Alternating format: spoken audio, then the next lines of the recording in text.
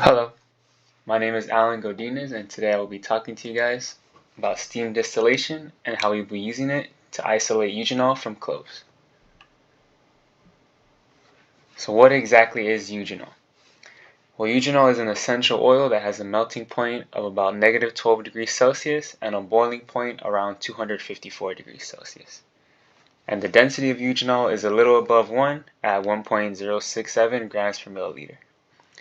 Now, eugenol has a wide variety range of uses in the medical field and also when it comes to cooking or baking. In the medical field, it can be used as anesthesia, and in cooking, it can be used almost like a flavoring for like meats or baking as well, like cakes. Now, in this experiment, we will be extracting eugenol oil from ground cloves. So how exactly does steam distillation work? Well, to start, steam distillation takes advantage of the properties of the mixture's components and vapor pressures to vaporize the eugenol along with water and distill it out. Now also, adding water to the ground cloves is very important since this lowers the temperature needed to break the intermolecular forces, which in turn increases eugenol's volatility. Now this is a very crucial step in steam distillation as it allows the mixture to boil quicker and at a lower temperature. Since eugenol and water together are an immiscible mixture, when the components in the solution reach 100 degrees Celsius, they exert their own vapor pressures respectively, and not one single vapor pressure for the both of them. Now, why should we use steam distillation? Well, in this experiment, we are asked to extract eugenol from ground cloves, and since these cloves are a solid, not a liquid, we cannot use simple or fractional distillation. Now, the main purpose of using steam distillation in this experiment is to extract the eugenol with water from the ground cloves. Now, the vapor produced when we boil the mixture will be eugenol and water together. Our distillate is then treated with methylene chloride to extract the eugenol out of the water. We then dry our organic layer with sodium sulfate and filter it through a cotton plug pipette to remove the sodium sulfate. Now finally, we just evaporate off the methylene chloride, leaving us with pure eugenol. Now on the bottom right, I have a picture of my organic layer with sodium sulfate, which was used to get rid of as much water as possible. Now for my apparatus setup, I started by adding 50 ml of DI water to 6 grams of cloves. I then mixed it up and it was put to boil on a heating mantle so it could vaporize. Now the vapor would recondense in the connecting adapter and it would distill out through the condenser into our collection flask. Now it was important to run cold water through the condenser as this would aid in distilling the eugenol and water, and we also had to make sure that there were no air bubbles. The Keck clamps were used in order to hold the glass tubing in place, and the utility clamps were used to hold the condenser and the boiling flask to make sure they were kept sturdy. So steam distillation and fractional distillation have a couple similarities but also a few major differences. For example, in fractional distillation it is generally used to separate miscible mixtures, whereas in steam distillation that is generally used to separate immiscible mixtures.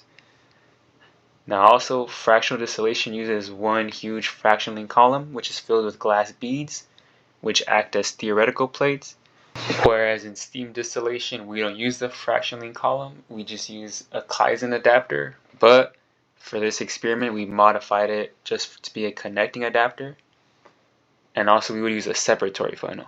Now the reason we use the separatory funnel would be to add any water lost due to evaporation. And now this is not necessary in fractional distillation because it would mess with our present composition that we were trying to figure out.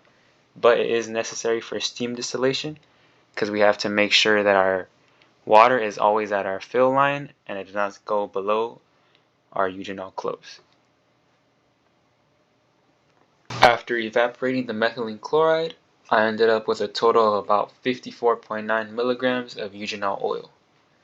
Now after running my calculations, I got a 0.92% recovery. Now one reason that I feel like my percent recovery was so low is that when I was originally distilling, I only got 10.1 milliliters of distillate instead of the expected 20 from the experiment. Also, while I was extracting, there may have been a little bit of eugenol left in my aqueous layer. As you can see in the picture on my bottom right, the top layer is still kind of cloudy and murky, which could indicate that there is still eugenol left inside the aqueous layer that I did not fully extract.